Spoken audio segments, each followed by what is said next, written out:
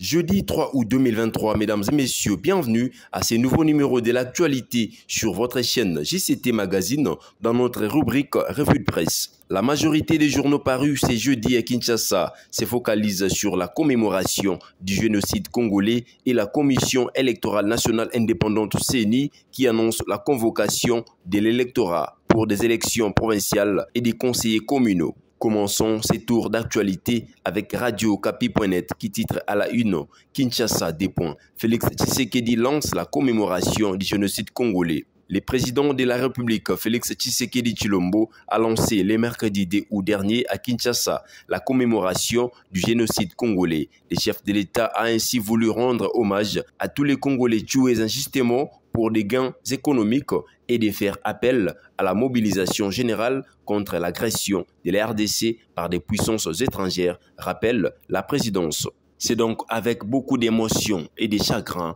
mais aussi de la détermination et de résilience par l'adversité existentielle qui nous est imposée que je prends la parole par devoir et par responsabilité en ma qualité de garant de la nation pour lancer officiellement la commémoration du génocide congolais Génocoste en mémoire des millions de Congolais et des Congolaises victimes de ces dernières décennies d'actes de barbarie et de cruauté indescriptibles, a expliqué Félix Tshisekedi. Toujours dans ces mêmes optiques, Politico.cd ajoute génocide congolais des points. Tshisekedi encourage les parlements à voter des lois visant à écarter de l'accès aux responsables les auteurs des crimes. Dans son discours, Félix Tshisekedi a établi un parallélisme avec la journée du 4 janvier, date dédiée à la commémoration des martyrs de l'indépendance.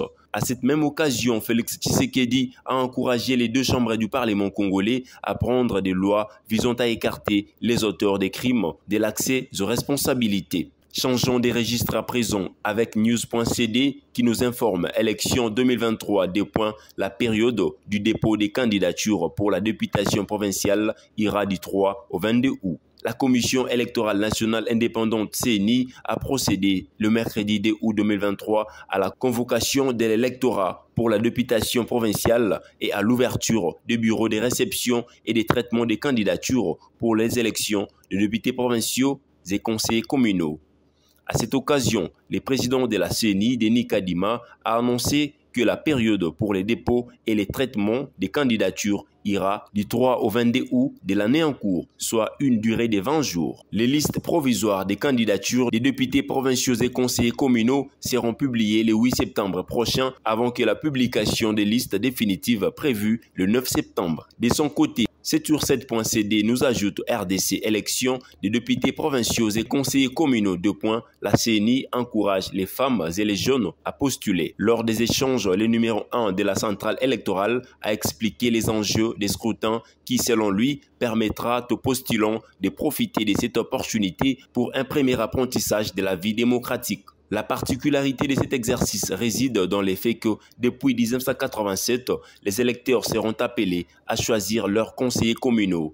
Ce 20 décembre 2023 va marquer un tournant historique car mettant fin à l'ère des bourgmestres et bourgmestres adjoints nommés, aussi rétablir les conseillers communaux. Comme expliqué lundi dernier aux mandataires de partis et regroupements politiques auxquels vous êtes attachés, l'élection des conseillers communaux est une occasion pour les partis et regroupements politiques d'aller au-delà des gestes symboliques. C'est une opportunité pour les jeunes et les femmes qui sont souvent marginalisés de postuler et s'engager dans un premier apprentissage de la vie démocratique, a-t-il déclaré. Bouclons cette revue de presse avec nos confrères d'actualité.cd qui titre 9e jeu de la francophonie avec 19 médailles dont 4 en or. Les RDC pointe à la 4e place au classement général. La journée du mercredi 2 août a une nouvelle fois été prolifique pour la RDC dans le cadre du 9e jeu de la francophonie. 5 nouvelles médailles ont été raflées dont une en or, portant les totals à 19 depuis les débuts des compétitions. C'est en danse hip-hop que les RDC a remporté sa 4e médaille d'or.